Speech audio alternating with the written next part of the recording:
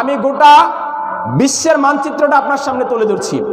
আজকে দেখেন, ফিলিস্তিনে মুসলিমরা মার খাচ্ছে, আফগানিস্তানে দীর্ঘদিন মুসলিমরা মার খেয়েছে। আলহামদুলিল্লাহ সুম্মা আলহামদুলিল্লাহ, আফগানিস্তানের এই বিপ্লবের পিছনে কোনো গণতান্ত্রিক লিডারের কোনো অবদান নাই। ওই আফগানিস্তানে দীর্ঘ 20 বছর সংগ্রাম শেষ করার পর মার্কিন সৈন্যরা তারা মোল্লাদের হাতে নিজেদের অপারগতা স্বীকার করে আফগানিস্তানের মাটিকে মোল্লাদের হাতে ছেড়ে দিয়ে আমেরিকা চলে গেছে। কথা বলেন ঠিক কিনা? সুতরাং প্রিয় ভাইরা, আমাদেরকে মনে রাখতে হবে, আমরা গোটা বিশ্বের মুসলিমরা একটা দেহের মতো। কয়টা দেহের মতো? একটা দেহের মতো। প্রিয় ভাইরা, প্রথমত আমি আপনাদের সামনে একটা জিনিস ক্লিয়ার করি, আমাদের পরিচয় কি।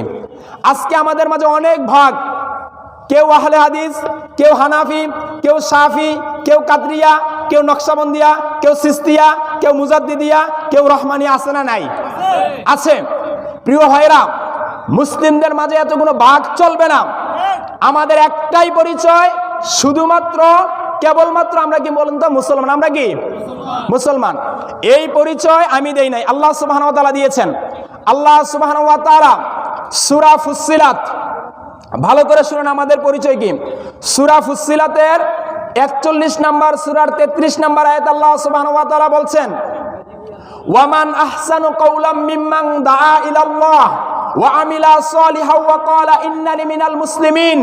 আল্লাহ সুবহানাহু ওয়া তাআলা বলছেন, তার কথার চেয়ে আর কার কথা উত্তম হতে পারে?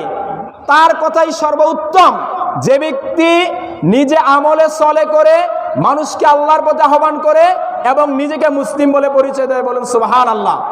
এই আয়াত থেকে বোঝা গেল আল্লাহর কাছে ওই ব্যক্তির কৌল, ওই ব্যক্তির কথাই সবচেয়ে উত্তম যে ব্যক্তি নিজেকে মুসলিম বলে পরিচয় দেয়। কথা বলেন ঠিক কিনা?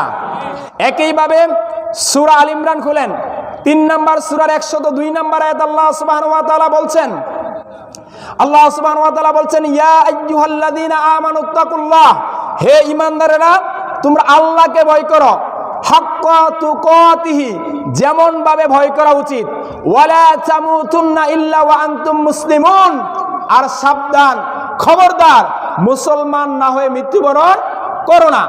এই আয়াত থেকেও বোঝা গেল আমাদের পরিচয় কি। সবাই কথা বলেন, আমাদের পরিচয় কি? মুসলমান, মুসলিম আমাদের পরিচয়। শুধু এখানেই শেষ নয়, আল্লাহ সুবহানাহু ওয়া তাআলা আরো বলছেন। কি বলছেন? সূরা হজের 78 নম্বর আয়াত খুলবেন, আল্লাহ সুবহানাহু ওয়া তাআলা বলছেন, মিল্লাতা আবিকুম ইব্রাহিম হুয়া সাম্মাকুমুল মুসলিমিন। আল্লাহ সুবহানাহু ওয়া তাআলা বলছেন, মিল্লাতা আবিকুম ইব্রাহিম, এটা তোমাদের পিতার মিল্লাত, আর তিনি তোমাদের নাম রেখেছেন মুসলমান। বলুন সুবহানাল্লাহ। সন্তানের নাম রাখে কে? সবাই কথা বলেন, সন্তানের নাম রাখে কে? পিতা। আর মুসলমানদের জাতির পিতা কে? ইব্রাহিম আলাইহিস সালাম।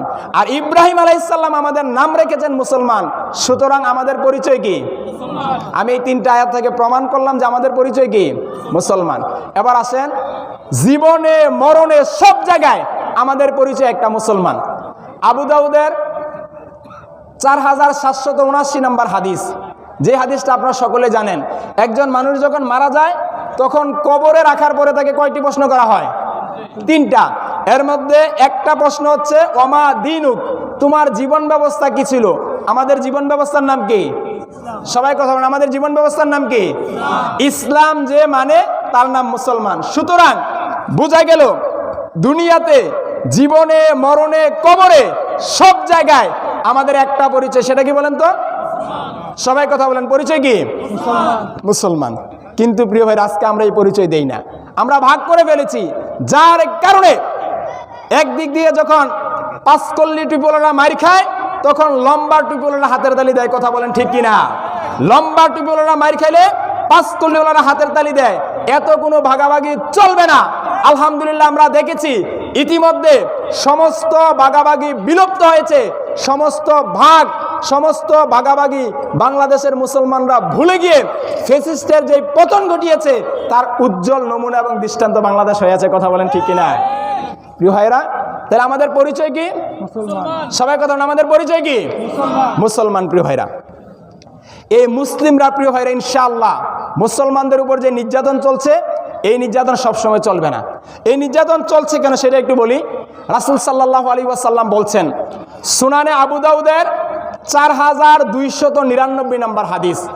আল্লাহ রাসূল সাল্লাল্লাহু আলাইহি ওয়াসাল্লাম বলছেন, ইউশিকুল উমাম আন তাদা আলাইকুম কামা তাদাল উকুলা। এমন একটা সময় আসবে যেই সময়ে গোটা কাফের শক্তিগুলো একসাথে মাঠে নামবে মুসলমানদেরকে রক্তাক্ত করার জন্য। মুসলমানদেরকে কি করার জন্য? মুসলমানদেরকে রক্তাক্ত করার জন্য। আল্লাহ রাসূল বলছেন মুসলমানদেরকে যেখানে পায় সেখানে কচুকাটা করবে, কথা আল্লাহ রাসূল বলছেন আজ থেকে 1450 বছর আগে। এই কথা যখন আল্লাহ রাসূল সাহাবীদের সামনে বললেন, সাহাবীরা বললেন, ওয়া মিন কিল্লাতিন নাহনু ইয়াউমা ইযিন ইয়া রাসূলুল্লাহ। আপনি বললেন যে মুসলিমরা মার খাবে, কাফেরদের হাতে মুসলমানদের রক্ত ঝরবে, ইয়া রাসূলুল্লাহ কেন? সেদিন কি মুসলমানদের সংখ্যা খুব কম হবে? মুসলমানরা কি সংখ্যায় খুবই নগণ্য হবে এজন্য? আল্লাহ রাসূল বললেন না, বাল আনতুম ইয়াউমা ইযিন কাসীর। মুসলমানদের সংখ্যা সেদিন কম হবে না, মুসলমানদের সংখ্যা অনেক বেশি হবে। বেশি হওয়ার পরেও মুসলিমরা কি খাবে? সবাই কথা বলেন, বেশি হওয়ার পরেও মুসলিমরা কি খাবে? আজকে মার খাচ্ছে না? ইহুদি কয়জন গোটা পৃথিবীতে? মুসলমান প্রায় 20 কোটি। 20 কোটি মুসলমান আজকে ইহুদিদের গাল গাছে আজকে প্রিয় ভাইয়ের আটক করে আছে। একথা আল্লাহ রাসূল বলেন মুসলিমরা মার খাবে। কেন মার খাবে? আল্লাহ রাসূল বলছেন এজন্য মার খাবে কারণ মুসলমানদের যে আধিপত্য, মুসলমানরা যে বীরের জাতি, কাফেরদের অন্তর থেকে এটা উঠাই নেওয়া হবে। কাফেরেরা মুসলিমদেরকে দেখলে কি পাবে না? ভয় পাবে না। মুসলিমরা যে একটা বীরের জাতি সেটা কাফেরেরা কি করবে না? গণ্যই করবে না।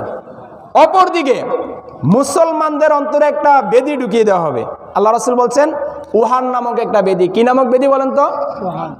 উহান নামক বেদি ঢুকিয়ে দেওয়া হবে। এবার আল্লাহ রাসূল সাল্লাল্লাহু আলাইহি সাল্লাম যখন এই কথা বললেন যে উহান নামক একটা বেদি ঢুকিয়ে দেবে যার কারণে তোমরা মার খাবা, এবার সাহাবীরা বলল ইয়া রাসূলুল্লাহ ওয়ামাল ওয়াহনু, উহান আবার কি জিনিস? তখন আল্লাহ রাসূল সাল্লাল্লাহু আলাইহি সাল্লাম বললেন উহান হচ্ছে হুব্বুদ দুনিয়া ওয়া কারাহিয়াতুল মাউত। উহান হচ্ছে দুনিয়ার প্রতি লোভ, দুনিয়ার প্রতি ভালোবাসা এবং আল্লাহর রাস্তায় শাহাদাতের মৃত্যুকে অপছন্দ করা। তাহলে এই দুইটা রোগ আজকে আমাদের মাঝে আছে না নাই? সবাই কথা বলেন, জুড়ে বলেন, আছে না নাই? এক হচ্ছে দুনিয়ার প্রতি লোভ, আরেক হচ্ছে আল্লাহর রাস্তায় শাহাদাতের মৃত্যুকে অপছন্দ করা, যার কারণে আজকে কাফেরেরা মুসলমানদেরকে দেখলে ভয় পায় না। প্রিয় ভাইরা আসেন, আল্লাহ রাসূল বলেন মুসলিমরা মার খাবে দুই কারণে। অথচ সাহাবীদের যুগে আপনি দেখেন তো, আল্লাহ রাসূলের যুগে দেখেন তো, আল্লাহ রাসূল সাল্লাল্লাহু আলাইহি সাল্লামের যুগে মুসলমান কত ছিল? 1.5 লক্ষ বা 2 লক্ষ, তাই তো বিদায় হজের ভাষণ আমরা যতটুকু জেনেছি। কিন্তু এত কম সংখ্যক মুসলমান থাকার পরেও সাহাবীদের ভয়ে ওই পারস্য রোমের রাজপ্রাসাদগুলো ভয়ে থরথর করে কাঁপতো, কথা বলেন ঠিক কিনা?